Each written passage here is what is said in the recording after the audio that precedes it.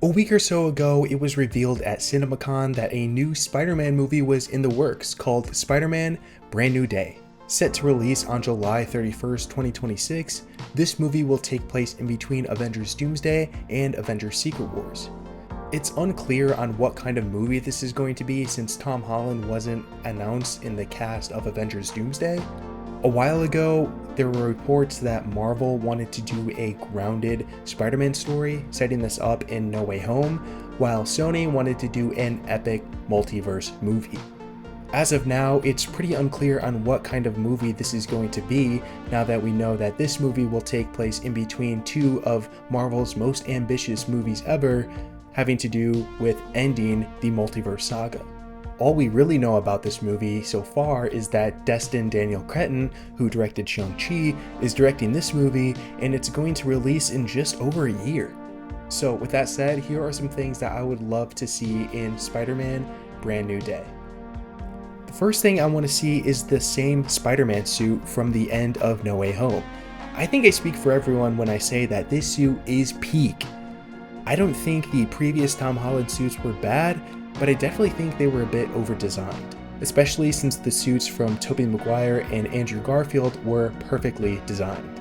I like how bright and vibrant the colors are compared to the previous suits, but all these extra lines just make it seem so busy.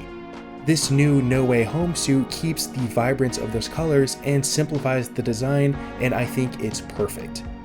I'm worried because Spider-Man pretty much gets a new suit in every movie he's in, so I hope they don't continue that trend with this movie. Spider-Man's on his own now and doesn't have access to all those resources, so I'm optimistic, but you never know. In almost every continuity, Peter Parker has worked for the Daily Bugle by taking pictures of Spider-Man. J. Jonah Jameson was the one who revealed Spider-Man's identity in Far From Home, and in No Way Home, he was on the hunt to get some footage of him. Now that nobody knows the identity of Spider-Man, I think it would make for some interesting conflict for Peter to work for someone who hates Spider-Man, all while being under his nose the whole time. Peter has never had a job in this universe, and I think this would be the easiest way for him to make some money. We also know that he already loves to vlog, and in this modernized version of Jonah in the Daily Bugle, I think it would be funny to see what kind of conspiracies he comes up with now that Jonah is portrayed to be a parody of Alex Jones. I don't like them putting chemicals in the water that turn the friggin' frogs gay! Empire State University is the college of Peter Parker. Sure, it's sad that he won't be with his friends at MIT, but this could be an opportunity to introduce more characters from the Spider-Man lore. I think it would be really cool to see Deborah Whitman as an academic rival/friend, like we see in the 90s animated series. Since Peter is out of high school, he won't be bullied needlessly anymore by Flash, and after a few years of Spider-Man under his belt, it would make sense that he's a lot more confident, thus making him more comfortable with making new friends. I mean, nobody knows who he is, so what does he have to lose? And I think having someone like Deborah Whitman would be a really good way to introduce those elements through Peter's character growth. Maybe we can see a version of Kirk Connors or Otto Octavius as one of Peter's professors. Since he's already met variants of them from different universes, maybe he could kind of be on the lookout for any trouble to come from them. We could also see Empire State University as a resource for Peter to create and develop new technology and new web variants. The only other thing we really know about this movie is that Sadie Sink has been cast in this movie. Some people are speculating that she might be playing another version of MJ, this time being Mary Jane Watson instead of Michelle Jones. Personally, I think that would be a really dumb choice to make from Marvel, considering that Peter has had so many different love interests that they would do two separate versions of MJ. She could be playing Gwen Stacy and keeping the trend of casting redheaded actresses to play the blonde Gwen Stacy, but I'm not entirely sure that Sadie Sink is going to be playing a love interest in this movie. For one, I think the age gap between Tom Holland and Sadie Sink is a little bit too big, at least for my liking. Tom Holland is pushing 30 and Sadie Sink is 22.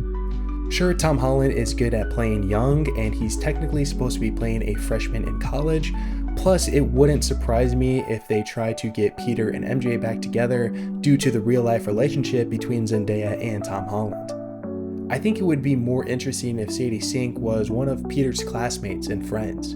Maybe she could play Deborah Whitman, another blonde-haired character. She could also play Carly Cooper, who ends up dating Peter in the comics post the One More Day storyline, the storyline that separates Peter and MJ. Not saying that that has to blossom in a romantic relationship, but it could also just be a friendship.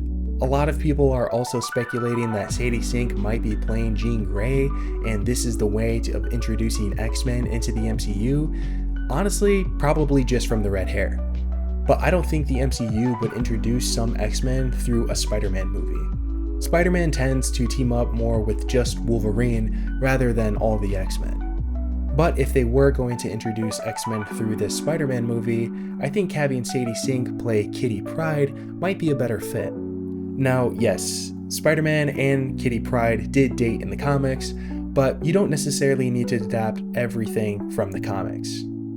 This could just be a friendship. I'm not sure how young the MCU wants to cast the X-Men, but Sadie Sink being in her early 20s and Kitty Pryde being a younger X-Men, that casting just makes more sense to me. Either way, I would like Peter to go off and make some new friends. As much as I love Ned and MJ, I think it's about time that we introduce a few more characters. I think people are most looking forward to seeing Harry Osborn in the MCU. There's been a lot of different fan casts out there suggesting that people really want to see it. I personally am not big on fan casting. I just don't think I'm that good at it, but I'd be lying if I said that I didn't want to see Harry Osborn in some capacity. And I know this would technically be the third time they introduced these characters, but damn, I really want to see Norman Osborn and Harry Osborn in this new universe. The inclusion of Oscorp could be the gateway into introducing even more Spider-Man's rogues, which is something that we never really saw pan out in the TASM universe.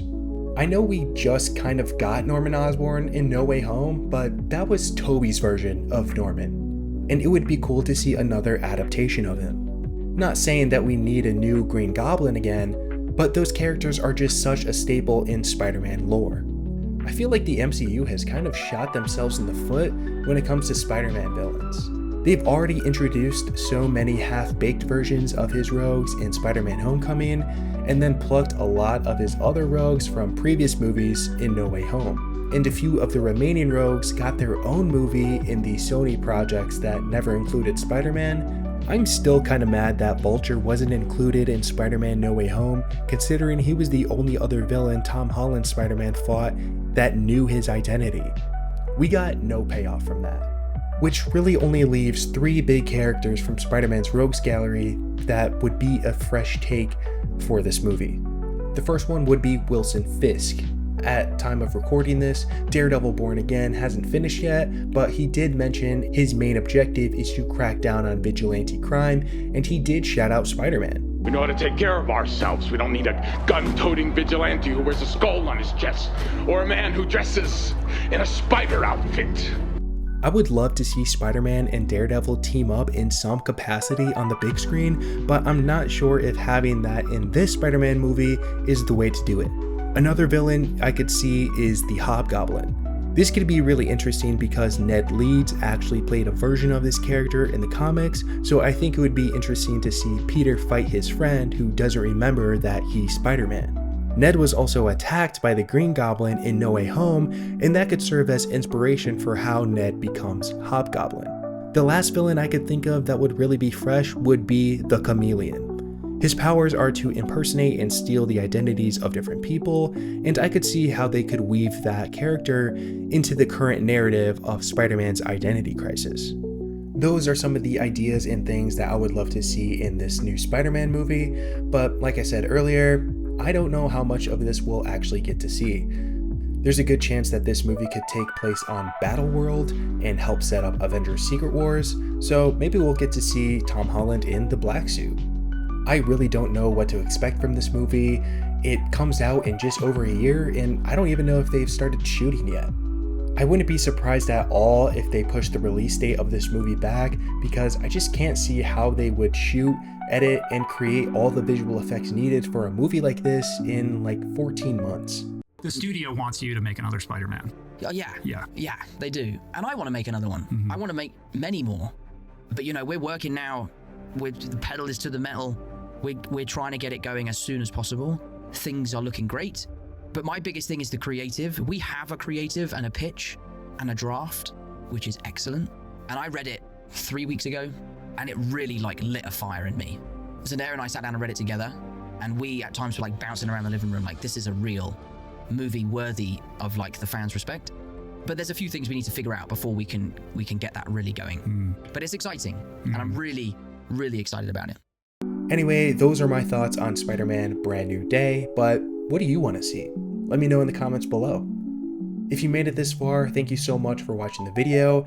Please be sure to give this video a like. It would really help me and my channel out. And be sure to subscribe so you don't miss my next video. Thank you so much for watching, and I'll see you in the next one. Bye.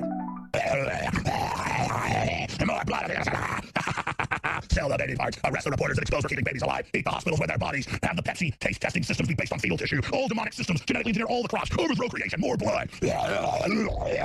That's Hillary.